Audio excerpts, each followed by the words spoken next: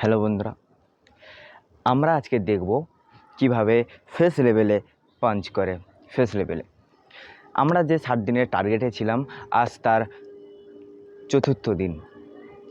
আজকের আমরা ফেসে কিভাবে পাঞ্চ করব সেইটাই দেখতে যাচ্ছি।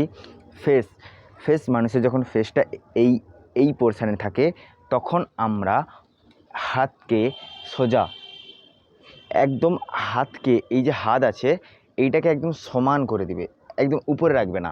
এই যে আছে এটা এরকম করবে না বা এরকম না, এই সোজা, এই আর গিয়ে সোজা চলে গেছে, এই সোজা যাবে। এটা হচ্ছে ফেস লেভেল। ফেস লেভেল যেটা বলছিলাম সেরকম একই জিনিস। মুখে যখন যাবে, তোমার চোখ ওর মুখে পুরো সোজা থাকবে। তার মুখ যদি এইখানে থাকে, তার মুখ এইখানে যাবে, আর আমার চোখ আমার পুরো আঙুলের সামনে যাবে। আর এইটা হচ্ছে আমার হাতের এই ধারে আসবে, একদম সাইডে নয়, একদম একদম এই সাইডে। তাহলে আমার দূর থেকে ওকে পাঞ্চ করতে আমার সুবিধা হবে।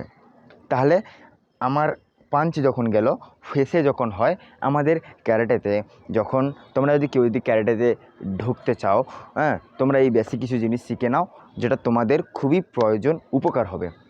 হাতে যখন ফেসে যখন যাবে, ফেসে তখন 1 পয়েন্ট এইখান থেকে এইখানে, আগের ভিডিওতে দেখেছি, যেটা যারা দেখোনি তারা গিয়ে দেখতে পারো আমার আগের ভিডিওতে। এই গলা থেকে এইখানে মারলে আমাদের 1 পয়েন্টই থাকে, হাত দিয়ে মারলে আমাদের 1 পয়েন্টই থাকে। তো আমাদের ফেসে যখন মারবো, আমাদের এখান থেকে এই হাত আর এবং একদম পুরো ফেস 1 2।